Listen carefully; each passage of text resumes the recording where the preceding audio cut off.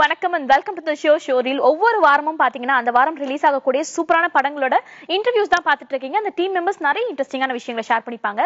அந்த வகையில இன்னைக்கு நம்ம ஸ்டுடியோக்கு வந்திருக்க டீமை பத்தி சொல்லணும்னா இன்டர்வியூவே அந்த அளவுக்கு கலகலன்னு இருக்கும் போல இருக்கு. பிகாஸ் இந்த படம் ஃபுல்லாவே ஒரு காமெடி பட்டாளம் இருக்கு. சோ இந்த படத்தை பத்தி நான் நிச்சயமா சொல்லி ஆகணும். ஆரம்பமே அட்டகாசம் படத்தினுடைய டீம் மெம்பர்ஸ் தான் நம்ம கிட்ட வந்திருக்காங்க. நிறைய கலகலப்பான விஷயங்கள் உங்களுக்காக காத்துட்டு இருக்கு. வாங்க நிகழ்ச்சிக்கு போலாம். ஹாய் சார், வணக்கம். வணக்கம் வணக்கம் வணக்கம். எப்படி இருக்கீங்க? நல்லா இருக்கோம். ஃபர்ஸ்ட் ஆஃப் ஆல் ஒரு பெரிய வாழ்த்துக்கள். படம் ரொம்பவே சக்சஸ்ஃபுல்லா போயிட்டு இருக்கு. ரெண்டாவது வாரமும் பயங்கர கலக்கட்டி இருக்குன்னு சொல்லலாம் தியேட்டர்ஸ்ல எல்லாம். சோ எப்படி ஃபீல் பண்றீங்க? ஸ்டார்ட் ஃப்ரம் தி ஹீரோ, நீங்க சொல்லுங்க சார். வணக்கம். இது வந்து ஆரம்பமே அட்டகாசம். அதுக்கேற்ற மாதிரியே ஒவ்வொரு நிகழ்வுகளுமே எங்களுக்கு இசை வெளியீடாக இருக்கட்டும், ட்ரெய்லர் வெளியீடாக இருக்கட்டும், எல்லாமே ஒரு பெரிய எக்ஸ்பெக்டேஷன்ஸ் கொண்டு போனதுனால ஒரு பெரிய காம்படிஷன் நடுவில் வந்து இந்த காலத்தில் சஸ்டெயின் பண்ணுறதே பெரிய விஷயம். ஸோ அதில் இப்போ செகண்ட் வீக் நாங்கள் வந்து நிறைய சென்டர்ஸ் இன்க்ரீஸ் ஆகி கண்டினியூ ஆகிருக்குது. அது உண்மையிலே ரொம்ப மகிழ்ச்சியான ஒரு விஷயம் தான். Okay fine. வயாபுரி சார், நீங்க எப்படி ஃபீல் பண்றீங்க? நிஜமாவே ஜீவா பத்தி சொல்லணும்னாக்க தன்னம்பிக்கை ரொம்ப ஜாஸ்தி. என்னை விட வந்து சாம்ஸ் ரொம்பவே சொல்லுவார் ஜீவா பத்தி. என்ன காரணம்னா எல்லாரும் யோசிச்சாங்க, பாகுபலின்னு ஒரு படம் வந்திருக்கே, அது இவ்வளவு பெருசா போயிட்டு இருக்கு, இந்த டைம்ல நீங்க விடணுமான்னு யோசிச்சாங்க. சார் அது வேற ஆடியன்ஸ் சார், இது வேற ஆடியன்ஸ் சார் அப்படின்னு சொல்லி தைரியமாக 5ஆம் தேதி படம் ரிலீஸ். ஏன்னா நம்ம 5ஆம் தேதி சொல்லிட்டு அப்புறம் மாத்தி போடும்போது அந்த படம் வந்துச்சா வரலையான்னு தெரியாம போயிடும். ஆனா வந்தோம்ங்கிறத காமிப்போமே, அது ஒரு 10% நம்மள வந்து முதல்ல பார்க்க மாட்டாங்களா, அது 100 ஆகும், அது 1000 ஆகும், 1,00,000 ஆகும் அப்படிங்கிற கான்பிடென்டோட டைரக்டர், ப்ரொடியூசர் ஜீவா இவங்க எடுத்த தைரியத்துக்கு உண்டான வெற்றி தான் இது. ஏன்னா 2வது வாரங்கிறது காம்படிஷனே இல்லாம கூட 2வது டச் பண்றது பல படங்கள் இல்ல. ஆனா இவ்வளவு பெரிய காம்படிஷன்ல நமக்கு கிடைச்சிருக்கிறது உண்மையில மிகப்பெரிய சந்தோஷமான விஷயம். என் ஃபேமிலியோட போய் பார்க்கும் போதும் சரி, இன்னைக்கு இப்போ வந்து இந்த வாரம் என் பையன் வந்து கேஜி காம்ப்ளெக்ஸ்ல கோயம்புத்தூர்ல போய் பார்த்துட்டு அங்க இருந்து போக மாட்டான் 2வது தடவை. அப்ப ஹவுஸ்ஃபுல் பாங்க கேஜி காம்ப்ளெக்ஸ்ல அப்படின்னு. அது ரொம்ப சந்தோஷமா இருந்தது. என்னன்னா எல்லாம் நாங்க ஒரு குடும்பமா ஒரு ஃபேமிலியா தான் இந்த படத்தை ஒர்க் பண்ணிருக்கோம். அதனால வந்து இதனுடைய வெற்றியில மிகப்பெரிய சந்தோஷம் எல்லாருக்குமே. சாம் சார், நீங்க சொல்லுங்க, உங்களுக்கு இந்த ஃபீலிங் எப்படி இருக்கு? ரொம்ப ஒரு மனநிறைவா நடிச்ச ஒரு படத்துல இந்த ஆரம்பமே அட்டகாசம் படமும் ஒண்ணு. ரொம்ப அழகான யங் டீம், நல்ல ஒரு இளம் இயக்குனர் ரங்கா, நமக்கு ஆல்ரெடி தெரிஞ்ச ஜீவா இப்போ முதல் முறையாக ஹீரோவா களம் இறங்கியிருக்காரு. ஸோ நண்பர் வையாபுரி சார் அப்படின்ட்டு ஒரு அழகான ஒரு டீம், சந்தோஷமா நடித்தோம். ஒரு பதட்டம் மட்டும் இருந்தது, ஏன்னா சின்ன படங்கள் ரிலீஸ் பண்ணும்போது ஒரு இதுவாக இருக்கும்னு. பட் நாங்கள் ஜீவா என்ன ஜீவா பாகுபலிக்கு நடுவில் விட்டுங்கண்ணா, நமக்குன்னு ஒரு ஆடியன்ஸ் நமக்குன்னு வருவான், அந்த கான்ஃபிடென்ட் குறையாமையே இருந்தாப்புல ஜீவா. நான் நடிச்சுட்டு நான் இதெல்லாம் வருத்த பண்ணுவான்ல. பட் ஏன்னா ஒரு ப்ரொடியூசர் பாயிண்ட் ஆஃப் வியூலையும் உட்காந்து இந்த படம் போட்டிருக்காங்க, இதை சம்பாதிச்சு இவங்க நல்லபடியா செட்டில் ஆனாதான் அடுத்த படம் எடுப்பாங்க. நல்ல தயாரிப்பாளர், யாருக்கு எந்த பெண்டிங் வைக்காம அழகா ஜென்யூனா படம் எடுத்த ஒரு தயாரிப்பாளர், நல்ல படத்தை எடுக்கணும், ஒரு டிஃப்ரெண்டான கதையை கொடுக்கணும்னு நினைச்ச ஒரு டைரக்டர், பிளஸ் நல்ல படம் நடிக்கணும் அப்படின்ற ஒரு ஹீரோ. இவ்வளோ ஒரு அழகான காம்பினேஷன், இது நல்லா வெற்றி பெறணும் அப்படின்னா எங்களோட பிரார்த்தனையாகவும் இருந்தது. அதுக்கு பலன் கிடைச்சிருக்கு, சந்தோஷமா இருக்கு. எல்லாருமே சொல்லி அந்த பாகுபலி ஃபீவர் அந்த ஒரு விஷயம் இருந்தது இல்லையா. ஸோ எனக்கு என்ன ஒரே ஒரு நம்பிக்கைனா, எல்லாருமே அப்போ பேக் வாங்கிட்டா அப்போ பாகுபலி பார்த்து முடிச்ச ஆடியன்ஸ்க்கு இன்னொரு படம் தேவை. ஒவ்வொரு வாரமும் ஒரு படம் பாக்குற ஒரு ஆடியன்ஸ் அது வந்து ஒரு 12% ஆஃப் ஆடியன்ஸ் வந்து பாத்தீங்கன்னா புது படங்கள் பாக்குறவங்க, இந்த வேலை பாக்குறவங்க, டிரைவர்ஸ், லேபர்ஸ், இந்த மாதிரியான சின்ன சின்ன விஷயத்தெல்லாம் அவங்களுக்கு ரிலாக்ஸேஷனே பாத்தீங்கன்னா டெய்லி ஒரு படம் பாக்குறதா. அவங்க ஏதாவது ஒரு டைம்ல ஒரு நைட் ஷோவோ ஈவினிங் ஷோவோ பார்ப்பாங்க. ஆனா பார்த்த படம் ஒரு ரிப்பீட் கூட 2 வாட்டி பார்ப்பாங்க. இந்த காலத்துல எல்லாமே எந்த படமா இருந்தாலும் ஒரு வாட்டி தான் பாக்குறாங்க. ஸோ அப்படிப்பட்டவங்களுக்கு ஆல்டர்னேட் ஒரு படம் தேவை. அப்படி இருக்கும்போது நம்ம ஏன் அந்த படமா நம்ம இருக்கக்கூடாது? அது வந்துச்சுன்னு சொன்னா அந்த மாதிரியான ஒரு பெரிய ஒரு படத்துக்கு கூட நம்ம இருக்கும்போது நமக்கான ப்ரமோஷன், அந்த விசிபிலிட்டி அதிகமா இருக்கும். ஸோ அதுக்குள்ள நமக்கு என்னன்னா நிறைய ப்ரெஸ்ஸோடைய அதிகப்படியான கவனமும் நம்ம மேல, இந்த படத்து மேல இருக்கும். எல்லாரும் நம்மளுடைய படத்துடைய, ஏன்னா பாகுபலி பத்தி எல்லாரும் சொல்லி முடிச்சுட்டாங்க, இன்டர்வியூஸ் எல்லாமே வந்திருக்கும். ஸோ இந்த வீக் பாத்தீங்கன்னா வேற படங்கள் எதுவும் இல்லாதனால ஆட்டோமேட்டிக்கா எல்லாருடைய கவனமும் ஆரம்பமே அட்டகாசம் பக்கம் இருக்கும். ஸோ அதுக்குள்ள படமும் ஓரளவுக்கு டாக் வைஸ், மவுத் டாக் வைஸ் நல்லா பிக்கப் ஆயிடுச்சுன்னு சொன்னால் அதுக்கு அடுத்த வாரங்கள்ல வந்து கிராஜுவலா டேக் ஆஃப் ஆகலாம். ஏன்னா வந்து ஒரு சின்ன படம் நம்மளோட லான்ச்னும் போது நம்ம படிப்படியா வளர்றது ரொம்ப ஹெல்தியான ஒரு விஷயமா இருக்கும். இந்த டஃப்புக்கு நடுவுலயும் இந்த சென்டர்ல இன்னைக்கு வந்து புக்கிங் இருக்கு அப்படின்றதுதான் பெரிய ஒரு சந்தோஷமான விஷயம். அதுக்கெல்லாம் மேல பாகுபலிக்கு பயப்படாத ஒரு விஷயம் காரணம் வந்து எங்களுக்கு கபாலி ஆசீர்வாதம் இருக்கு. அதனால வந்து அது பவர், அந்த கான்பிடன்ஸ் வந்து அது கொடுத்துருக்கு. பொதுவா ஜீவா ஒரு படத்துல நடிக்கிறாருனாலே சூப்பர் ஸ்டார் மாதிரி நிறைய விஷயம் பண்ணுவார். அவர்கிட்ட அந்த பாடி லாங்குவேஜ் இருக்கும். ஆனா ரிவ்யூஸ் பத்தி பார்க்கும்போது சூப்பர் ஸ்டார் ஒரு பக்கம் இருக்க, உலக நாயகனை மிஞ்சிட்டீங்க நீங்க அப்படின்னு சொல்லிட்டு பார்த்தோம். லிப் லாக் எக்கச்சக்கமா இருக்கு அப்படின்னு சொல்லிட்டு. சோ இந்த கேள்வியை பத்தி கண்டிப்பா கேட்டாங்க. ஏன்னா ஸ்டுடியோல இருக்கவங்க எல்லாரும் அந்த கேள்வி கண்டிப்பா கேட்கணும்பா அப்படின்னு சொல்லி இது வந்து இத கமல் சார்ட்டே போய் சொல்லியாச்சு. கமல் சாரை மீட் பண்ணும்பொழுது அவர்கிட்டயே போய் சாம்ஸ் வந்து ஓப்பனா சொல்லிட்டார், சார் இந்த மாதிரி புன்னைய மணல்ல வர்ற மாதிரி ஒரு லிப் லாக் சீன் இருக்கு சார், இருக்கா இல்லையா, எடுத்துட்டாங்க சார். இவர் கொடுத்தாரு, அவர் எடுத்துட்டாங்க. என்னாச்சுன்னா அந்த எங்களுடைய அந்த ஆல்பம் இதெல்லாம் பார்த்தாரு கமல் சார். பார்த்துட்டு என்ன அடிச்சிட்டீங்களா அப்படின்னாங்க. ஆமா சார், ஆனா சென்சார்ல கொஞ்சம் எடுத்துட்டாங்க சார். நீங்க கொடுத்தா அவங்க எடுத்துட்டாங்க, நீங்க கொடுத்ததும் அவங்க எடுத்துக்கிட்டாங்களா அப்படின்னாரு. அது மட்டும் இல்ல, அதே மாதிரி பாக்யராஜ் சாருக்கும் ரொம்ப ஃபேவரட்டான சீன் தான். வழக்கமா வந்து எனக்கு வந்து இந்த படத்திலேயே ரொம்ப பிடிச்ச சமாச்சாரம் அந்த லிப் லாக் இருக்கு பாருங்க ஜீவா, ஆரம்பமே அட்டகாசம் அப்படின்னாரு. எல்லா யங்ஸ்டர்ஸும் அதை அதிகமா ஸ்ப்ரெட் பண்ணி இது பண்ணாங்க. சோ அது நான் கொடுக்கல, ஹீரோயின் கொடுத்திருக்காங்க. அது இந்த நேரத்துல நான் பதிவு பண்ண ஆசைப்பட்டேன். அடுத்தவனை செய்ய விட்டு வேடிக்கை பார்ப்பாரு, ஒரு பெரிய குசும்பன். பட் ஆனா ரிவ்யூஸ் யூடியூப்ல எந்த வீடியோ பார்த்தாலும் ஜீவா வந்துட்டு லிப் லாக் கொடுத்திருக்காரு, அதுவும் கமல் சரே மிஞ்சிட்டாரு அப்படின்ற மாதிரி தான் ரிவ்யூ வந்திருக்கு. அந்த ரிவ்யூ பார்க்கும்போது நீங்க பண்ண மாதிரி தான் இருக்கு. அந்த ஹீரோயின் மேல நீங்க பழி போடுறீங்களோ அப்படின்ற மாதிரி தோணுது. ஆக்சுவலா வந்து அது படத்துல வர ஒரு சீன்ல, ஒரு சாங் மாண்டேஜ் நடுவுல ஒரு சீன் வரும். நான் வந்து தலைவர் மாதிரி இந்த சிகரெட் தூக்கி பிடிப்பேன். இதே மாதிரி 10 டைம்ஸ் பண்ணுவியா அப்படின்னு கேட்பாங்க. பண்ணா கிஸ் தரியா அப்படின்னுவேன். அதுக்கு என்ன காசா பணமா கொடுத்துட்டா போச்சுன்னுவாங்க. சரின்னு போடுவேன். அந்த ஸ்டைல் கரெக்டா போய் அந்த தம் வந்து அப்படி போய் நிற்கும். அதுக்கப்புறம் கண்ணத்தை காட்டுவேன். ஏன் லிப்ஸ்ல கொடுத்தா அவனுக்கு பிடிக்காதா அப்படின்னு சொல்லி அவங்க தான் கேட்பாங்க. ஒரு கேட்க சொன்னது டைரக்டர் சொல்லி அப்படி வச்சுக்கலாமே அப்படின்னு சொன்னது டைரக்டர் சொன்னாரு. அப்படிதான் ஜீவா சொல்ல வேண்டியது. அதுதான் டைரக்டர் சொன்னாரு.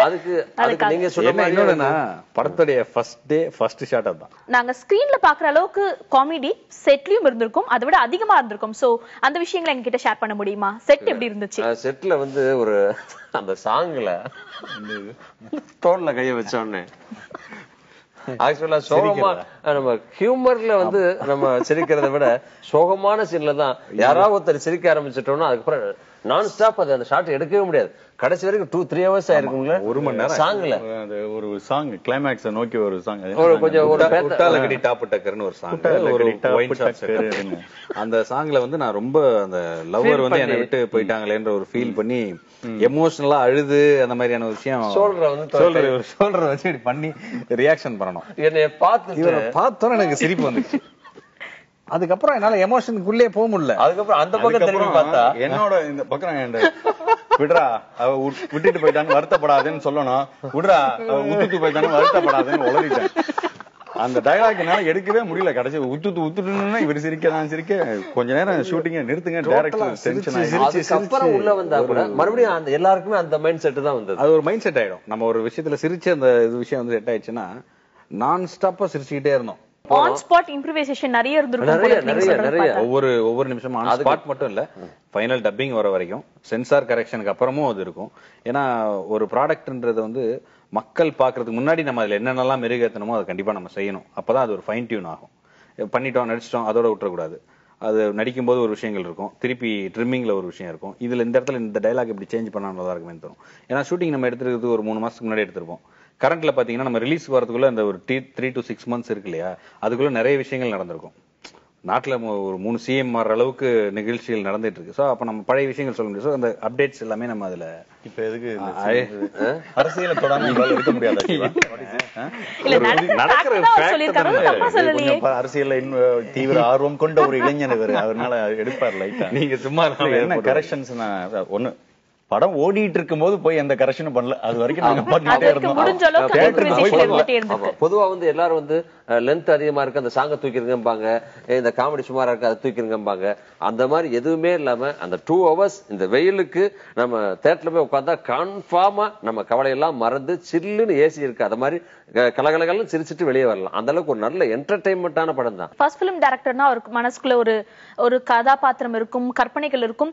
சோ சீனியர் ஆர்டிஸ்ட் கூட ஒர்க் பண்ணும்போது இம்ப்ரூவைசேஷன் பேர்ல வந்துட்டு அவர் கேட்கும்போது ஏத்துப்பாரா, இல்ல மைண்ட்ல ஒரு யோசனை இருந்துட்டே இருக்குமா, இல்ல சார் இந்த சீன் இப்படி பண்ணலாம் அப்படிப்பட்ட ஒரு டிபேட் நடந்திருக்கு, ஆரோக்கியமான விஷயம்? எனக்கும் அவருக்கும் நிறையவே நடக்கும்.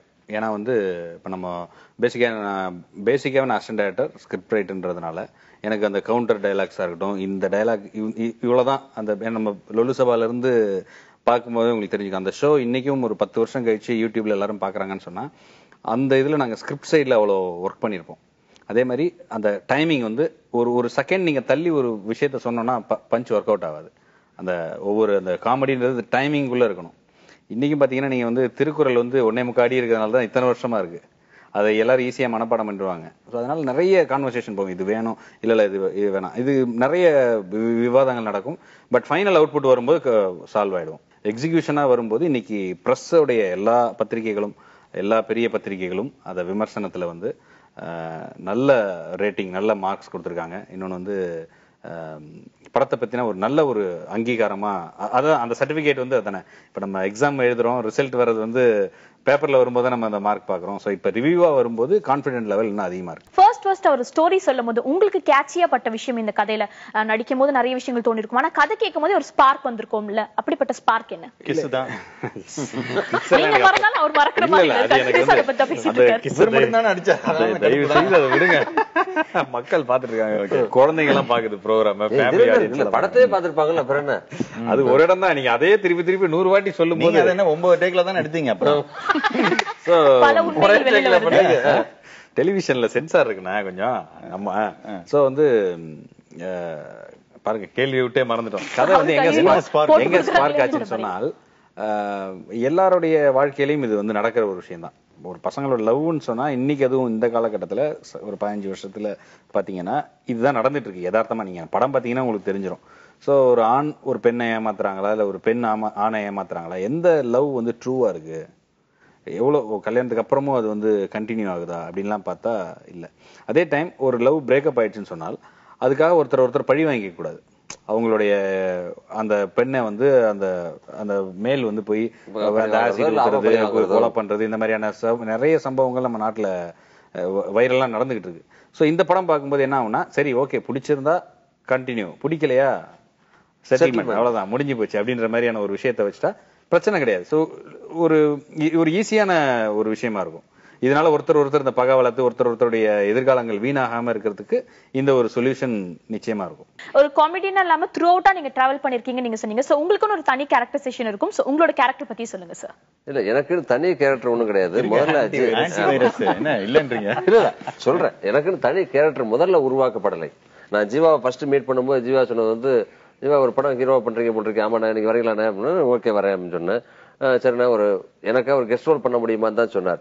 சரி ஓகே, முதல்ல கெஸ்ட் ரோல் தான் பண்ண போனேன். ஒரு 3 days 4 days அந்த மாதிரி தான் போனேன். அப்புறம் சாம்ஸு நான் வந்து ஆல்ரெடி ஃபேமிலி ஃப்ரெண்டு. அது மட்டும் இல்லாம எங்களுக்குள்ள ஒரு நல்ல டெய்லியே ஒரு நல்ல ஃப்ரெண்ட்ஷிப் இருக்கும். அப்ப சாம்ஸ் அதுல இருக்காரு எனக்கு தெரியாது. காலைல ஷூட்டிங் போனதுக்கு அப்புறம் தான் தெரியும். அப்ப பேசும்பொழுது எல்லாரும் அப்ப இந்த 3 சீன் எதுக்கு, வையாபு சார் த்ரோட்டா ஃபுல்லா வரட்டுமே, அப்ப அப்படின்னாக்கா அதுல எதுல கொண்டு வரலாம், அப்ப அங்கிளா கொண்டு வருவோம். ஏன்னா ஃப்ரெண்டுனா ஒத்துக்க மாட்டார் அவர். நீங்க சாதாரணமா சொன்னாலே வந்து எங்கேயா இப்ப ஹோட்டலுக்கு எங்கேயா போகும்போது கூட உங்க ஃப்ரெண்டான்னு கேளுங்க, அவரு கேளுங்க. எங்க அப்பாவோட ஃப்ரெண்ட் பாத்தீங்கன்னா எதுக்கு எங்களை போட்டான்றதுக்கு ஒரு ரீசன் ஒண்ணு வச்சிருக்காங்க. அப்படியே போட்டுட்டு ஃப்ரெண்டுன்னு சொல்லி போட்டுட்டு அதுல வந்து படத்திலேயே டயலாக்கே வச்சாச்சு. ஆமா இவங்க ஆமா எங்க அப்பாவோட ஃப்ரெண்டு அந்த லெவல்ல பாப்பாரு. ஆனா ஃப்ரெண்டா வந்து வையாபுரியை கொண்டு தான் அஜித் விஜய் இவ்வளவு அப்பெல்லாம் நடிச்சுட்டு மறுபடியும் ஃப்ரெண்டுன்னு வந்தா நமக்கு அப்படிங்கிற மாதிரி வந்துட்டு, சரி அப்ப அங்கிள் ஆக்கிருவோமே அப்படின்னு சொல்லிட்டு தான் ஆன்டி வைரஸ் அங்கிள் ஆக்கி த்ரூ அவுட் கொண்டு வந்தது சாம்ஸ், ஜீவா, டைரக்டர் 3 பேரும் சேர்ந்து அதை பிளான் பண்ணாங்க. அவரோட கேரக்டர் பத்தி சொல்லிட்டாரு, ஆன்டி வைரஸ் அங்கிள்னு சொல்லிட்டு. உங்களோட கேரக்டர் என்ன? நல்ல ரசிச்சு பண்ண சீன்கள்லாம் அந்த படத்துல இருக்கு. ஜீவாவோட ஸ்கூல் மேட்டா இருந்து வந்த மாதிரி ஒரு இது, 2 பேர் சேர்ந்து ஒரே ஆபீஸ்ல ஒர்க் பண்ற மாதிரியான இது. எனக்கு இவர் பண்ற லவ்ல பெரிய உடன்பாடு இல்லைங்கிற மாதிரி இருப்பேன். நான் பண்ற லவ்ல இல்ல, வழக்கமாவே பொண்ணுங்கனால இப்படிதான்ற மாதிரி நிறைய பஞ்ச் எல்லாம் பேசியிருப்பாரு. இல்ல பொது வாழ்க்கையிலேயே நான் பெண்களோட ஒரு கண்ணியமான முறையில தான் நிறைய பாத்துட்டு இருக்க போறாங்க உங்க பழைய ஆளுங்கெல்லாம். பழைய ஆளுங்க பெரிய லிஸ்டே இருக்கு, ஒரு குட்டி காலனியே இருக்கு. ஹலோ இல்ல குடியிருந்த காலனியே சொல்றாங்க. சோ அதுல என்ன ஒரு டயலாக் இருக்குன்னா, வழக்கமா வந்து பொண்ணுங்க வந்து அழகா தெரியறதுக்காக கூட 4 சப்ப ஃபிகர்களை கூட சுத்துவாங்க. ஆனா ஆள் ரொம்ப அழகா தெரியறதுக்காக 4 ஆம்பளைங்களுக்கு பொம்பளை வேஷம் போட்டு கூட சுத்திட்டு இருக்காங்க. அதே மாதிரி நல்ல பஞ்சஸ் என்னன்னா, சாம்சனுடைய பஞ்சஸ் வழக்கமா அந்த பெண்களுடைய கேரக்டர் எல்லாம் சொல்ற மாதிரி இருக்கும். வழக்கமா பொண்ணுங்க வந்து பசங்க வந்து லவ்வுக்காக எதை வேணா மாத்திப்பாங்க. ஆனா வசதியா ஒருத்தங்க கஷ்டா பொண்ணுங்க லவ்வரே மாத்திடுவாங்க அப்படின்னு ஒரு டயலாக் வச்சிருப்பாரு. நீ ரொம்ப ரசிச்சு சிரிக்கிறியம்மா நீ இது சிரிக்கிறேன் காமெடினா சிரிச்சு தானே சார் ஓகே ஃபீலோட சிரிக்கிற மாதிரி இருக்கு அதான் ஃபீலிங்கோட ஜெனரலா சிரிக்கிறேன் சார் எதுவும் உள்ள அர்த்தத்தோட சிரிக்கல. அதே டெக்னீஷியன்ஸ் பத்தி நிச்சயமா பேசி ஆகணும். ஒரு காமெடி படம்னா நீங்க சிரிக்கிறதோட வந்து பின்னாடி இருக்க கேமராமேன் எல்லாம் குலுங்கி சிரிச்சு நிறைய இன்டர்வியூஸ்ல நிறைய பேர் சொல்லிருக்காங்க. சோ கண்டிப்பா டெக்னீஷியன்ஸ் பத்தி பேசி ஆகணும். டெக்னிக்கலா யாரெல்லாம் சப்போர்ட் பண்ணிருக்காங்க? டெக்னிக்கலா இதுல வந்து படத்துல வந்து கேமராமேன் வந்து ஆனந்த்னு அவர் பாலசுப்ரமணியம் சாரோட அசோசியேட். ஸோ இந்த படத்துல கேமரா ஒர்க் வந்து ரொம்ப நல்லா பண்ணியிருக்காரு. அது எல்லாருடைய ரிப்போர்ட்ஸும் ரிவ்யூலையுமே கூட நல்லா சொல்லியிருக்காங்க. ஏன்னா வந்து சாங்ஸ்ல எல்லாம் வந்து பாத்தீங்கன்னா இதுல மீறி போகாமல் கதைக்குள்ள ஒரு ஒளிப்பதிவுன்னு சொல்லி ரொம்ப அழகா எழுதியிருந்தாங்க. திருட தொலைகிறாய்னு ஒரு பாடல் இருக்கு. அந்த பாட்டுல வந்து பாத்தீங்கன்னா வாகமன்ல ஷூட் பண்ணோம். அதெல்லாம் ரொம்ப டஃபஸ்ட் லொகேஷன். ஒரு 2 மலைங்களுக்கு நடுவுல அந்த ரொம்ப ஃபுல் கிரீன் ஏரியா. இப்ப நீங்க ஒரு மலையில எல்லாம் வந்து ஷூட் பண்றது நம்ம பார்க்கும்போது ஒரு சீனரியா இருக்கிற எல்லா லொகேஷன் பாத்தீங்கன்னா ஒர்க் பண்றதுக்கு ரொம்ப கஷ்டமா இருக்கும். அது அட்டைப்பூச்சி இருக்கும், வழுக்கும், சறுக்கும், விழுந்தோன்னா 2000 அடி கீழே விடணும். அதுல அந்த சாங்ல வந்து திருட தொலைகிறாய்னு கொஞ்சம் பேலன்ஸ் ஆச்சுன்னா நம்ம தொலைஞ்சிரும் கீழே அவ்வளவு பெரிய பள்ளம். ஸோ அதுக்குள்ளெல்லாம் எக்யூப்மெண்ட்ஸோட டெக்னீஷியன்ஸ் எல்லாருமே பார்த்தீங்கன்னா கிரேனை தூக்கிட்டு வந்து அந்த வெயிட் விஷயங்கள் எல்லாத்தையும் பிடிச்சி இறங்கி அந்த சாங்கை வந்து அவ்வளோ அழகா பிளசண்டா மேக் பண்ணியிருக்கேன். சாங்ஸ் வைஸ் இது ஆல்பமாவும் உண்மையிலே ஹிட். ஏன்னா நம்ம வந்து இது இமாலய வெற்றி வந்து வரலாறு காணாத வெற்றி அப்படி இப்படி நம்ம வந்து ஓவராலாம் ஹைப்லாம் கிரியேட் பண்ணல. இந்த படம் பாடல்கள் எல்லாருடைய உழைப்பும் அவங்கவுங்க வேலையை தாண்டி படத்துக்கான ப்ரமோஷன்ல எல்லாருமே ஈடுபட்டு செஞ்சாங்க. இப்ப நீங்க ப்ரொடியூசர் எடுத்துக்கிட்டீங்கன்னு சொன்னா நாங்க ப்ரொடியூசர் பணம் கொடுத்துறோம் நீங்க போய் வேலை செய்யுங்கன்னு சொல்ல மாட்டாங்க. அந்த ஆடியோ லான்ச்சுக்கு முதல் நாள் பாத்தீங்கன்னா அந்த ரஜினி சார் தான் எங்களுக்கு ஆடியோ லான்ச் பண்ணாங்க. ஸோ அந்த போஸ்டர்ஸ் எல்லாம் இவங்களே 2 வீலர்ல கட்டிட்டு ஒவ்வொரு இடமா போய் டிஸ்ட்ரிபியூட் பண்ணிட்டு வந்தாங்க. ஏன்னா வந்து இது நம்மளுடைய ப்ராடக்ட், நம்ம எவ்வளோக்கு எவ்வளோ இதை நம்ம வந்து ஹார்ட் ஒர்க் பண்ணி நம்ம இதை கொண்டு வரோமோ அப்போதான் வந்து அது கரெக்டா எக்ஸிக்யூட் ஆகும். இப்போ நம்ம ஒரு போஸ்டர் கொடுக்குறோம், பசங்க ஒட்டிடுவாங்கன்னு பார்த்தா நிறைய இடம் ஒட்டிருப்பாங்க, சில இடம் ஒட்டாம விட்டுருப்பாங்க, எங்கெல்லாம் தெரியாம போயிருக்கும். ஸோ இதுனா ஒரு ஆளை போட்டு கூடவே போகும்போது நமக்கு அட்லீஸ்ட் ஒரு இந்த கவுண்டமணி சார் சொல்லுவார் இல்லையா, எங்களுக்கு ஜாப் சாட்டிஸ்பாக்சன் தான் முக்கியம். அந்த மாதிரி காய்ச்சல அவங்க இவ்வளவு பேருடைய விஷயங்களும் கிடைச்சதுக்கு ஜீவாவோட இவ்வளவு நாள் அவர் சேர்த்து வச்ச அந்த ஒரு பேர் எல்லாருடைய எல்லாருமே அவரோட அன்புக்கு அவர் மேல இருக்கிற ஒரு மதிப்புக்காக தான் வந்திருக்காங்க சீரியஸாவே. நான் முதற்கொண்டு வையாபுரி சார் முதற்கொண்டு. ஏன்னா படத்துல நான் நடிச்சது 10 நாள், ப்ரமோஷனுக்கு 22 நாள் வந்திருக்கேன். நல்ல ப்ரொடியூசர் கிடைக்கிறாங்க, ஒரு நல்ல ஹீரோ கிடைச்சிருக்காங்க, நல்ல டைரக்டர், நல்ல மியூசிக் டைரக்டர் வித் அந்த எப்படி ஒரு இளையராஜா சார், வைரமுத்து, இமான் சார், யுகா பாரதினு ஒரு டீம் இருக்கும். இதுவும் இந்த மாதிரி ஜே.கே. தாஸும் அண்ட் மலை மன்னன் அவங்களும் ஒரு டீமா வராங்க. 2 பேருமே ஸ்கூல் ஃப்ரெண்ட்ஸ். ஸோ இப்போ டீமா வந்திருக்காங்க. நல்ல கேமராமேன் எல்லாம் ஒரு நிறைய ஒரு 5 புதுமுகங்கள் நல்ல ஆட்கள் கிடைச்சிருக்காங்க. இதுல முக்கியமான விஷயம் யாருக்கு ரொம்ப நன்றி சொல்லணும்னா பாண்டியராஜன் சார். ஏன்னா அவர் தான் ஹீரோவோட ஃபாதர். ஒரு அப்பா வந்து தான் லவ் பண்ணி தான் கல்யாணம் பண்ணிக்கணும்னு ஆசைப்படுவார் பாண்டியராஜன் சார். அவருக்கு அந்த ஆசை நிறைவேறி இருக்காது. ஆனா எனக்கு தான் அந்த ஆசை நிறைவேறல. சரி என் பையனாவது லவ் பண்ணி கல்யாணம் பண்ணிக்கணும், அந்த மாதிரி தான் இதுல அந்த மாதிரி ஒரு சீனே வச்சிருப்பேன். இந்த கேரக்டர் ஜீவா கேரக்டர் வந்து சின்ன பையனா இருக்கும்போது ஸ்கூல்ல அந்த நெல்லை சிவா அண்ணன் அவர் வந்து வாத்தியாரா இருப்பாங்க. அப்போ வந்து ஒவ்வொருத்தருக்கிட்டையும் கேட்பாரு, நீ என்னடா ஆகப்போறேன்? நான் டாக்டர் ஆகப்போறேன். ஏன்டா டாக்டர் ஆகிறேன்? நான் எங்க அப்பா டாக்டரா சொன்னா நான் டாக்டர் ஆகிறேன். நீ ஏன்டா? நான் போலீஸ் ஆக போறேன். ஏன்டா போலீஸ்? எங்க அப்பா போலீஸ் சொன்னா. இப்ப என்ன அந்த என்னோட சின்ன வயசு கேட்க, நீ என்னடா? என் பேர் ஜீவா, நான் லவ் பண்ணி கல்யாணம் பண்ணிக்க போறேன் அப்படின்னு. ஏன்டா லவ் பண்ணி கல்யாணம் பண்ணி? எங்க அப்பா ஒரு பொண்ணை லவ் பண்ணாராம், அவரோட லவ் ஃபெயிலியர் ஆயிடுச்சான், அதனால என்ன லவ் பண்ணி தான் கல்யாணம் பண்ணிக்கணும்னு சொல்லியிருக்காரு. ஸோ அப்படியே வளர்க்கக்கூடிய ஒரு ஃபாதர். அதே மாதிரி எங்க அம்மா கேரக்டர் நடிச்சிருக்க ஸ்ரீரஞ்சனி மேடம். ஸோ அவங்களும் பாத்தீங்கன்னா ஒரு உண்மையிலே ஒரு அது ஃபேமிலி மாதிரியான ஒரு ஃபீல் தான் இருக்கும். அவங்களும் அந்த லவ்வுக்கு சப்போர்ட் பண்றது, உனக்கு கண்டிப்பா அந்த பொண்ணு கிடைப்பாடா, அவளுக்கா நான் வந்து பால் குடம் எல்லாம் தூக்குறேன்னு வேண்டியிருக்கேன்டா முருகன் கிட்ட, இப்பெல்லாம் ஒரு இது பண்ணி உண்டியல உடைச்சு எல்லாம் வந்து அவளை நல்ல ஒரு ஹோட்டலுக்கு கூட்டு போய் வாங்கி கொடுறா. இந்த மாதிரி அந்த லவ் வந்து எப்படியாவது சக்சஸ் ஆகணும்னு என்கரேஜ் பண்ணக்கூடிய ஒரு பேரண்ட்ஸ். அந்த லவ் சக்சஸ் ஆகுதா இல்லையான்றதான் கிளைமேக்ஸ். படம் பார்த்துட்டு நாங்க ப்ரிவியூ ஷோ பார்த்தோம். ப்ரிவியூ ஷோ பார்த்துட்டு வெளியே வரும்போது இவங்க அம்மா அழுகுறாங்க. நல்ல ஜாலியா தான் இருந்துச்சு படம், ஏன் அழுகுறீங்கன்னு கேட்டேன். இல்ல என் பையன் கண்ணுல இருந்து ஒரு சொட்டு கண்ணீர் வந்து நான் ஒரு நாள் கூட பார்த்தது இல்லைங்க. ஏன்னா எல்லாரும் இவர் நிக்க வச்சு ஓட்டியே பழகிருக்காங்க, சிரிச்சே பாத்துருக்காங்க. ஒரு சின்ன ஒரு அவங்க அம்மா அவளை தாங்க முடியும். என் பையன் ஏமா சினிமா தானே, சினிமான்றத மீறி இவங்க பையன் இதுவரைக்கும் அழுது பார்த்தது இல்லையா? நிறைய விஷயங்கள் பேசிட்டு இருக்கோம். ஆனா ஹீரோயினை பத்தி எதுவுமே பேசல. கண்டிப்பா ஹீரோயினை பத்தி உங்ககிட்ட கேட்க போறதுல, பக்கத்துல இருக்க 2 பேர் கிட்ட தான் கேட்க போறேன். சொல்லுங்க, ஹீரோயினை பத்தி சொல்லுங்க சார். நான் 2 நாள் பாத்திருப்பேன், அவ்வளவுதான். அதிகமா இருந்தது 2 நாள் தான் பாத்திருக்கேன். ஒரு நாள் பீச்ல பார்த்தோம், ஒரு நாள் ரெஸ்டாரண்ட்ல பார்த்தோம். காம்பினேஷன் அவ்வளவுதான். அந்த 2 நாள்ல அது கேரக்டர் அவங்க கரெக்டா பண்ணாங்க. மற்றபடி ஓவரால் படம் பார்க்கும் பொழுது இந்த கேரக்டருக்கு இந்த பொண்ணு தான் அப்படின்னு. ஏன்னா டைரக்டர் எப்படி சொன்னார் பேட்டி எல்லாம் பார்க்கும்போது, சார் இந்த கதையை யாரை வச்சு பண்ணலாம்னு நினைச்சீங்கிறப்ப, இல்ல சார் நான் எந்த ஐடியாவுக்கும் வரல, நான் இந்த கதைன்னு ஒண்ணு பண்ணும்போது இதுக்கு ஜீவா தான் முடிவு பண்ணிட்டேன். ஏன்னா ஜீவா இதுக்கு முன்னாடி ஹீரோ நடிச்சாரா இல்லையா தெரியாது, ஆனா இதுக்கு ஆப்டான ஃபர்ஸ்ட் படம் பண்ணும்போது இந்த மாதிரி ஜீவா மாதிரி ஒருத்தர் தான் கரெக்டா இருக்கும் முடிவு பண்ணிட்டேன். அத மாதிரி அந்த ஹீரோயினும் இந்த கதைக்கு கரெக்ட். அதான் எனக்கு அவங்களோட. மத்தபடி வேற என்ன, அவங்க ஊர் எந்த ஊரு, அவங்க வயசு என்ன, ஹைட் அண்ட் வெயிட், இதெல்லாம் கேட்கணும்னாக்க ஜீவா. கேரக்டர் பத்தி தான் சார். இன்னொன்னு, இந்த கேரக்டர் வந்து கிட்டத்தட்ட அது ஒரு நெகட்டிவ் ஷேடு உள்ள ஒரு கேரக்டர். ஒரு ஹீரோயின் வந்து பெங்களூர்ல இருந்து வந்திருக்காங்க, பட் தமிழ் ரொம்ப தெளிவா பேசுவாங்க, சங்கீதா பட் அவங்க பேரு.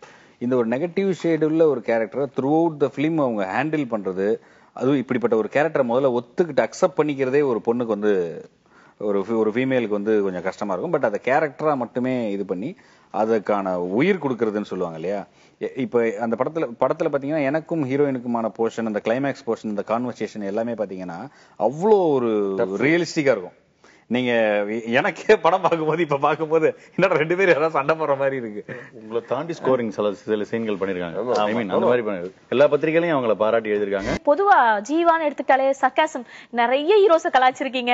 நீங்க நடிக்கும் போது நிறைய பேரை கலாய்ச்சிட்டோம், நம்மள ஏதாவது கலாய்ச்சிருவாங்க அந்த படத்துலன்ற பயம் உங்களுக்கு இருந்துச்சு? ஏதாவது சீன் பண்ணும்போது ஓவரா நினைச்சா நம்மள கலாய்ச்சிருவாங்களே, நிறைய பேருக்கு நம்ம ஆப்பு வச்சிருக்கோமே, அந்த ஆப்பு நமக்கு வந்துருமான்னு யோசிச்சிருக்கீங்களா? இல்ல, எதிர்பார்க்காத ஒரு கமெண்ட்ஸ் வந்துட்டு இருக்கு. அதுக்குதான் ஜீவா எனக்கு இப்படி இல்ல, உண்மையான விஷயம், எந்த ஹீரோவா இருந்தாலும் அவரோட சர்க்காசம் அவர் எப்படி பண்ணிருந்தா காமெடியா இருக்குமோ, இல்ல அவரை கலாய்க்கிற மாதிரி விஷயத்த அப்படியே வாழைப்படத்துல ஊசி ஏத்துற மாதிரி ஏத்துருவீங்க. உங்களுக்கு அந்த திங்கிங் இருந்ததா? முதல்ல நான் அதை கிளியரா சொல்லிடுறேன்.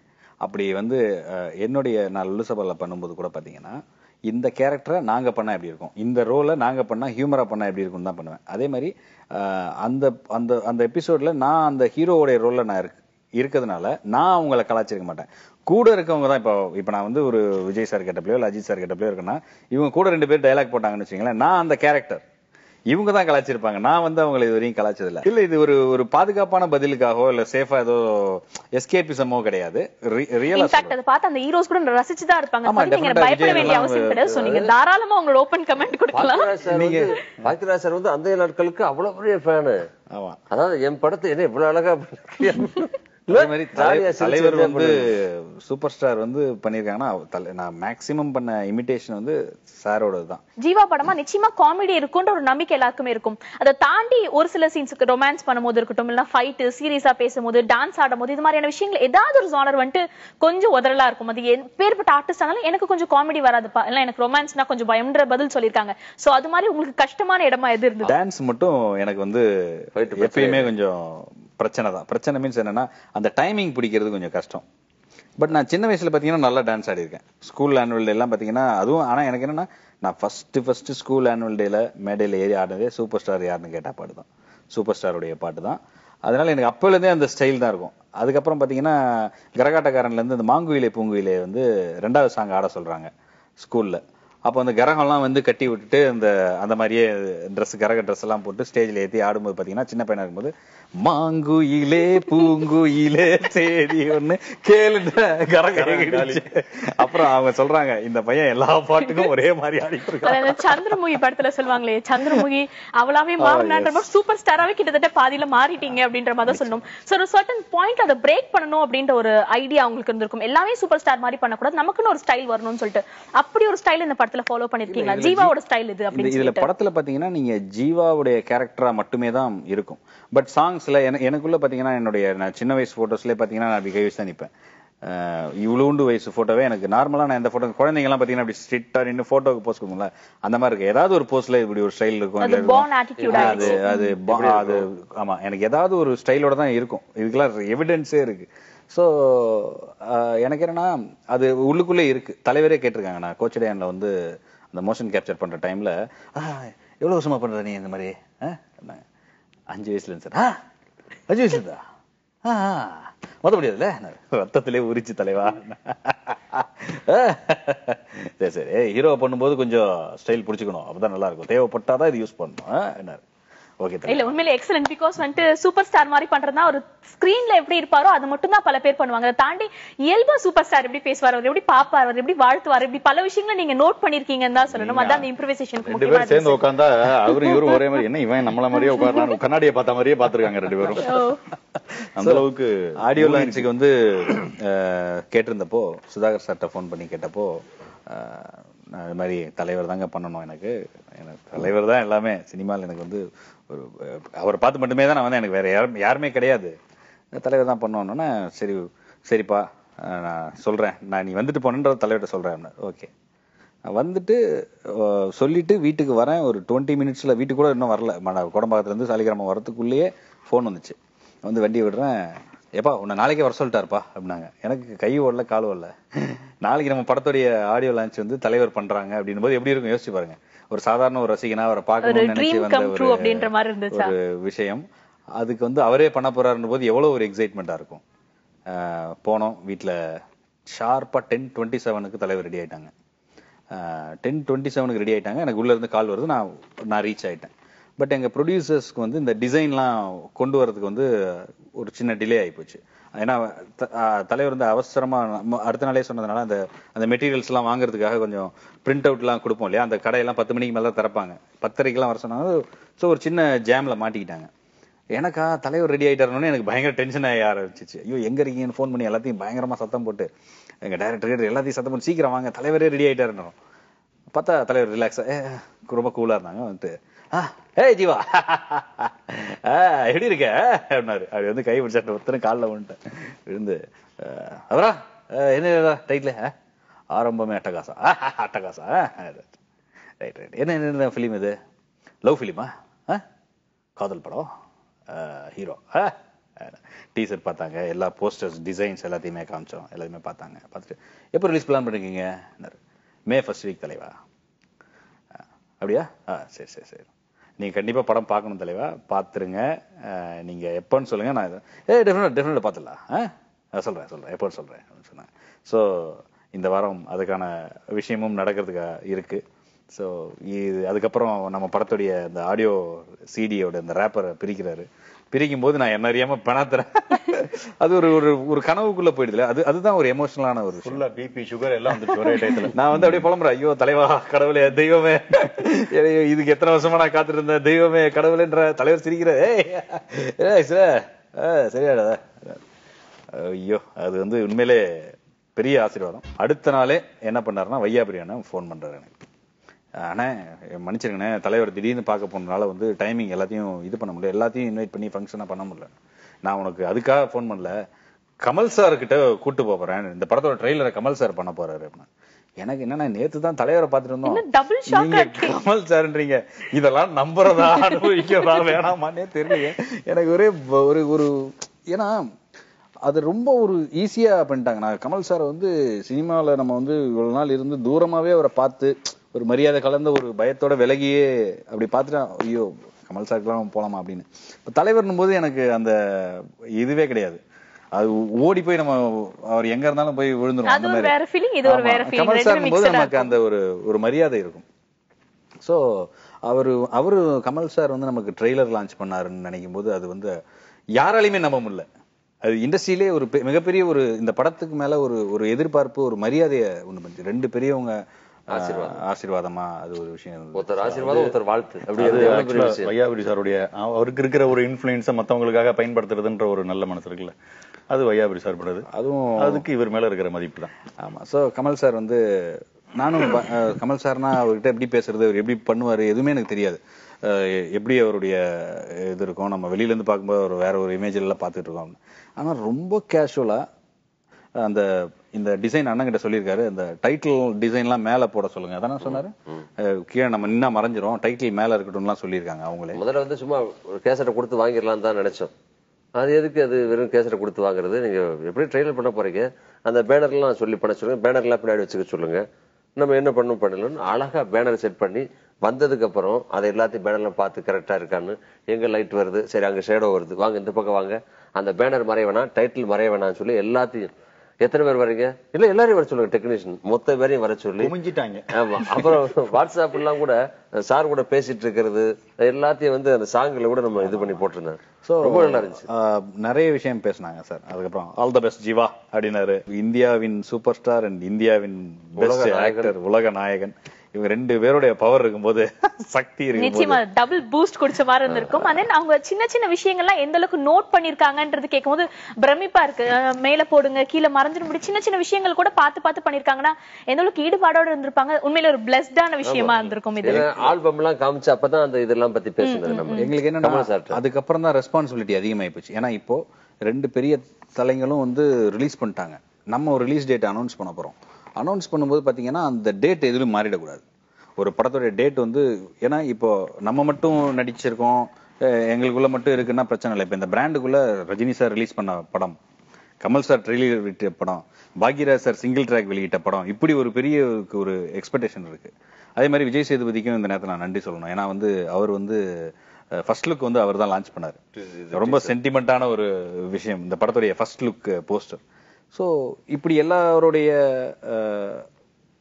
பேரும் இதுல உள்ளுக்குள்ள வந்து அந்த பிராண்டுக்குள்ள இருக்கும்போது மனோபாலா சார்ல இருந்து ரிலீஸுக்கு முன்னாடியே வந்து எல்லாருமே வாழ்த்துக்கள் சொல்றாங்க. தம்பி வாழ்த்துக்கள், தம்பி வாழ்த்துக்கள், தம்பி வாழ்த்துக்கள். அவங்க அந்த பிராண்டிங் வந்து நமக்கு வந்து இருக்கும்போது அந்த சொன்ன டேட்ல நம்ம வரணும்ன்ற ஒரு டென்ஷன் ரொம்பவே இருந்தது. வந்ததுக்கு அப்புறம் பாத்தீங்கன்னா இது சரி ஓகே, இவ்வளவு பெரிய ப்ரெஷர். மத்தவங்க எல்லாம் சில படங்கள்லாம் ஒரு 4-5 படம் கூட வந்து எங்க கூட வரதா சொல்லி அதுக்கப்புறம் ஒவ்வொரு டேட் அவங்க முன்ன பின்ன மாத்திட்டே இருக்காங்க. நாங்க மட்டும் மாத்தவே இல்லை. சரி நம்ம எதுவும் மாத்த வேண்டாம். ஏன்னா யாராவது ஒருத்தர் ரேஸ்ல இருந்து பின்னாடி வரும்போது டக்குன்னு அந்த இடத்த பிடிக்கிறதுக்கான ஒரு விஷயம் வரும். நம்ம ஸ்டாண்டர்டா நிற்போம். நமக்கு பாகுபலி போறது இல்ல எந்த படம் வருது, நமக்குன்னு வர்றது, நமக்கு கடவுள் என்ன எழுதி வச்சிருக்கானோ அது கண்டிப்பா வந்தே தீரும். அதனால நம்ம இவ்வளவு வருஷம் ஜென்யூனா ஒர்க் பண்ணியிருக்கோம், அதுக்கான ஒரு விஷயம் வரணும் அப்படின்ற ஒரு நம்பிக்கையில டீம்ல இருக்க எல்லாருமே அந்த டேட்டை வந்து விடாம பண்ணோம். பட் அதே மாதிரி ஓபன் பண்ணோடனே வந்து பாத்தீங்கன்னா 4th ஈவினிங்கே அண்ணாலாம் வந்து பாத்தீங்கன்னா டிக்கெட் ஆன்லைன்ல வந்து சோல்ட் அவுட் ஆச்சு. எனக்கே முதல்ல நம்பிக்கை இல்லை, டே நம்ம படமா நல்லா பாருங்கடா. இல்ல நான் நம்ம படம் தானே, டே பாகுபலியா ஏதாவது இருக்க போதுடா. இல்ல நல்லா இருக்குண்ணா, நான் வாங்கி செக் பண்றேன். நம்மள்தா எப்படி அதுக்குள்ள நடக்குது இல்ல. டிக்கெட் வேற வாட்ஸ்அப்ல கலர் அடிச்சிட்டாங்களா எல்லாத்தையும். எனக்கு ரொம்ப டவுட். சரி அப்படின்னு பார்த்தா உண்மையிலேயே அதுக்கான விஷயம் இன்னமும் பாத்தீங்கன்னா டைட்டா அந்த ஷோஸ் எல்லாமே ஃபுல்லா போயிட்டு இருக்கு. ஒரே ஒரு பிளஸிங், இந்த தலைவரோட பிளஸிங்கா இருக்கட்டும், கமல் சாரோட வாழ்த்துக்களா இருக்கட்டும், பாக்யராஜ் சாருடைய ஒரு பொறுப்பான ஒரு விஷயங்களா இருக்கட்டும், இது எல்லாம் சேர்ந்து இந்த ப்ராடக்ட்டுக்கு வந்து பாசிட்டிவ் எனர்ஜியை நிறைய கொடுத்துருக்கு. ஸோ எல்லா பக்கமே பாசிட்டிவ் ரிவ்யூஸ் தான், எங்கேயுமே நெகட்டிவ் ரிவ்யூஸ்ன்னு கிடையாது. அது ஒரு பெரிய விஷயமா இருக்கு. படம் ஓகே சூப்பர் அப்படின்ட்டாங்க. One time family entertainer. பசங்க யங்ஸ்டர்ஸ் வந்து திரும்ப திரும்ப பாக்குறாங்க. ஏன்னா வந்து இந்த காலேஜ் ஸ்டூடண்ட் லவ்வால பாதிக்கப்பட்டவன், இவனுக்கு வந்து அது ஒரு கனெக்ட் ஆகும். கதை மாதிரி இருக்குடா அப்படின்னு சொல்லி பாப்பாங்க. எங்கால ஒருத்தர் இருக்கிறான்ன்ற மாதிரியான ஒரு ஃபீல்ல அவங்க அதை பாக்குறாங்க. சோ நல்லா இருக்கு. கிளைமாக்ஸ் வந்து அசத்திட்டாங்க. அதாவது நான் ஸ்டாப் கிளாப் வந்துட்டு இருக்க மாதிரி ஞானசம்பந்த கான்வர்சேஷன், இந்த டயலாக் கான்வர்சேஷன் பத்தி ஞானசம்பந்த சார்லாம் விமர்சனத்துல பார்க்கும்போது நம்ம படத்துல ரசிக்கிறோங்கிறது வேற, ஒரு விமர்சனம் எழுதும் போதான ஒரு கலைஞனுக்கு வந்து நம்மளை பத்தி எழுதிருக்கா பாப்போம் அப்படின்னு நினைக்கும் போது அதுல அவ்வளவு அழகா எழுதிருக்கான். அந்த கிளைமாக்ஸ் வந்து ஒரு 10-15 நிமிஷம் அவ்வளவு அழகா கொண்டு போயிருக்காரு. பாண்டியராஜன் சார் இன்னைக்கு வந்து அந்த விமர்சனங்கள்லாம் பார்த்துட்டு பாண்டியராஜன் சார் ஃபோன் பண்ணாங்க. ஃபோன் பண்ணிட்டு ரொம்ப சந்தோஷமா இருக்குதுப்பா. ஏன்னா வந்து சமீபத்தில் பார்த்தோன்னா என்னுடைய விஷயத்துல பார்த்தோன்னா இது இவ்வளோ இம்பார்ட்டன்ஸ் கொடுத்து பண்ணியிருக்காங்க. நான் ரொம்ப கம்மியான நாட்கள் தான் நடித்தேன். ஆனால் வந்து பெரிய த்ரூ அவுட்டாக நான் நிறைய படம் நடிக்கிறத விட எனக்கு இதில் வந்து நிறைய ஒரு நல்ல ஒரு விஷயம் பண்ணியிருந்தாங்க, ரொம்ப சந்தோஷமா இருந்தது அப்படின்னாரு. அது உண்மையிலே எனக்கு ரொம்ப சந்தோஷம். என்னன்னா ஒரு பெரிய ஆக்டர், ஒரு பெரிய டைரக்டர், அவரை கூட்டு வந்து ஒரு கம்மியான நாட்கள் நம்ம படத்துல வந்து நடிக்கிறோம். பட் அவர் தான் ஃபாதர், அவருடைய லைன்ல தான் இருக்கும். பட் அதிகப்படியான இப்போ இவங்க 2 பேரும் பார்த்தீங்கன்னா த்ரூ அவுட்டா ஒர்க்கிங் டேஸ் நிறைய இருக்கும். அதுக்கப்புறம் ப்ரமோஷன் வேற ஃபுல்லா நடிச்சிருக்காங்க. பட் பாண்டியராஜன் சாருடைய போர்ஷனே ரொம்ப குறைவா தான் இருக்கும், படம் ஃபுல்லா நிறைவா இருக்கும். அப்படி யூஸ் பண்றமே அது அவருக்கு எதுவும் மைனஸ் ஆயிடக்கூடாதுன்னு ரொம்ப பயந்தோம். ஆனா அது கேரக்டரா பாத்தீங்கன்னா ரொம்ப அழகா பொருந்தி அது அவரே திருப்தியா வந்து இது பண்ணி ஃபேமிலியோட படம் பார்த்தாங்க. எல்லா ஆர்டிஸ்ட் பேரையும் மென்ஷன் பண்ணி எழுதிருக்காங்க அழகா. படத்துக்குள்ள இருக்க டீம்ல இருக்க எல்லாருடைய உழைப்புனாலதான் ஒரு படம். இந்த படம் சக்சஸ் இது வந்து என்னாலதான், இல்ல டைரக்டரால தான், இல்ல ப்ரொடியூசர்ல தான், இல்ல இவங்களால தான். இதுக்குள்ள உழைச்சிருக்கிற ஒரு ஆபீஸ் பாய்ல இருந்து, ஒரு செட் அசிஸ்டன்ட்ல இருந்து, டான்ஸ் மாஸ்டரா இருக்கட்டும், அவங்களுடைய உதவி இயக்குநர்கள், எல்லாருடைய உழைப்பும் கடின உழைப்பு. அதாவது என்ன சொல்றது, கடின உழைப்புன்னா என்ன சொல்றதுன்னா, நமக்கு பிசிக்கலா பெரிய வேலைகள், மென்டலா ப்ரெஷர்னு ஒண்ணு இருக்கு. ஒரு விஷயம் நமக்கு வந்து ஒரு இடத்துக்கு போயிட்டு வர்றதுக்கே நமக்கு வந்து 1000 தொந்தரவுகள் இருக்கு. அதுவும் இப்ப இருக்கக்கூடிய காலத்துல எல்லாரும் அத நிறைய விஷயங்களை கடந்து எல்லாருடைய இன்புட்ஸும் எல்லாருடைய உழைப்பும் எல்லாருடைய அந்த ஸ்ட்ரெஸ் எல்லாத்தையும் கடந்த ஒரு விஷயம் தான் இந்த படத்துக்கு கிடைச்ச உண்மையான வெற்றி. நிச்சயமா யாராவது ஒருத்தங்க பின் வாங்கிட்டா கூட படத்துல ஏதோ ஒரு சரிவு இருக்கு அப்படின்ற ஒரு ஃபீலிங் வரும். கம்ப்ளீட் பேக்டா வந்திருக்குன்னா அதுக்கு அந்த டீம் தான் காரணம் அப்படின்னு சொல்லிட்டு பண்ணணும், இவ்வளவு நாளைக்குள்ள பண்ணணும், இவ்வளவு பட்ஜெட் இத்தனையும் இருக்கு இல்லையா.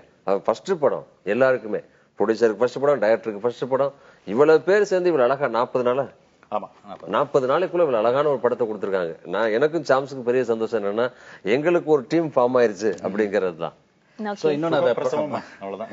ப்ராஃபிட்டபிளா பண்றதுக்கான எல்லா விஷயமே பண்ணோம். ஏன்னா ப்ரமோஷன்ஸ்ல கூட பாத்தீங்கன்னா எல்லா இடமே நாங்க ரவுண்ட்ஸ் அடிச்சுட்டே இருப்போம். என்னென்ன வேலை இந்த வேலை நான் தான் செய்யணும், இந்த வேலை நீ தான் செய்யணும் கிடையாது. எங்களை பொறுத்த வரைக்கும் டீமுக்குள்ள இருக்கவங்க எல்லாருமே ஸ்பிளிட் பண்ணி ஒர்க் பண்ணிட்டோம். நமக்கு டோட்டலா இந்த படம் வெற்றி அடையணும். இது ஜெயிச்சதுன்னா எல்லாருக்குமே அது ஒரு பிளஸ்ஸா இருக்கும். ஒரு படம் சக்சஸ் ஆகுதுன்னு சொன்னா நல்லா அது எப்படின்னு சொன்னா, இப்ப நான் வந்து ஒரு பெரிய ஹீரோ படத்துல நான் கேரக்டர்லாம் நடிச்சிருக்கேன். சின்ன சின்ன படங்கள் நிறைய புது ஹீரோஸோட நண்பர்களா ஒரு 20-30 படங்கள் நடிச்சிருக்கேன். பட் விஜய் சாரோட நடிச்ச குருவி வந்து பயங்கர ரீச். யார கேட்டாலும் குருவி படத்துல வருவார்ல, குருவி படத்துல ஏன்னா ஒரு பெரிய ஹீரோஸோட ஒரு சின்ன ஒரு சீன் நடிச்சாலும் அது ரீச் பெருசா இருக்கும். ஸோ அப்போ வந்து ஒரு படம் வெற்றி படத்துல ஒரு சின்ன கேரக்டரா ஒரு சீனா இருந்தாலும் ஒரு ஜெயிச்ச படம் இதுல நடிச்ச ஒரு கேரக்டர் அது ரெஜிஸ்டர் ஆயிரும் ஆடியன்ஸோட மைண்ட்ல. அந்த படத்துல அந்த சீன்ல ஒரு சீன்ல வருவார்ல. ஸோ அதுக்காக என்னன்னா இதுல நடிச்ச ஒர்க் பண்ண ஒரு மியூசிக் டைரக்டர் ஆகட்டும் எல்லாத்துக்குமே வந்து ஒரு படம் சக்சஸ் ஆகும்போது அதுல இருக்கிற எல்லாத்துக்குமே லைஃபா அது வந்து ஒரு சேஞ்ச் பண்ணி விடும். அது யாருக்கு கிடைக்குதோ இல்லையோ யாருக்காவது ஒருத்தருக்கு அது மூலியமா அது டெஃபினட்டா ஒர்க் அவுட் ஆகும். ஸோ அதனால எல்லாருமே ஒர்க் பண்ணோம். எல்லாருக்குமே அந்த இதுல கிடைச்ச சக்சஸ், இதுல கிடைச்சிருக்க இந்த பேர் புகழ் இது எல்லாத்துக்குமானது. இன்டர்வியூட லாஸ்ட் கட்டத்துக்கு வரும்போது ரொம்ப ரெஸ்பான்சிபிளா நிறைய விஷயங்கள் பேசிருக்கீங்க. ஒரு படம் ஜெயிக்கிறதுக்கு நடிப்பு அதை தாண்டி எவ்வளவு விஷயங்கள் தேவைப்படுது, ஒரு ஆர்டிஸ்டா மட்டும் இல்லாம ப்ரமோஷன்லயும் எந்த அளவுக்கு ஒரு ஈடுபாடு தரணும்ன்ற விஷயத்தை ரொம்பவே அழகா பதிவு பண்ணீங்க. இன்னொன்னு இந்த இன்டர்வியூ பார்க்கும்போது ஜஸ்ட் 3 பேர் மட்டும் இருந்த மாதிரி இருக்காது. கண்டிப்பா ஆடியன்ஸுக்கு திடீர்னு ரஜினி வந்தார், திடீர்னு கமல் சார் வந்தாரு, திடீர்னு பாண்டியராஜன் சார் வந்தாருன்னு ஒரு மிக்சட், பாக்கியராஜ் சார், அந்த மாதிரி நிறைய விஷயங்கள் மிக்சடா இருந்துச்சு. சோ மிமிக்ரியை பத்தி உங்ககிட்ட சொல்லவே வேண்டியதில்ல. எல்லா விதமான மிமிக்ரியும் கேட்கறதுக்கு முன்னாடி டக் டக்குன்னு பண்ணிட்டீங்க. ஆனா பக்கத்துல ஒரு மைம் ஆர்டிஸ்ட் இருக்கும்போது அப்படியே விடுறதுக்கு எங்களுக்கு பிடிக்கல.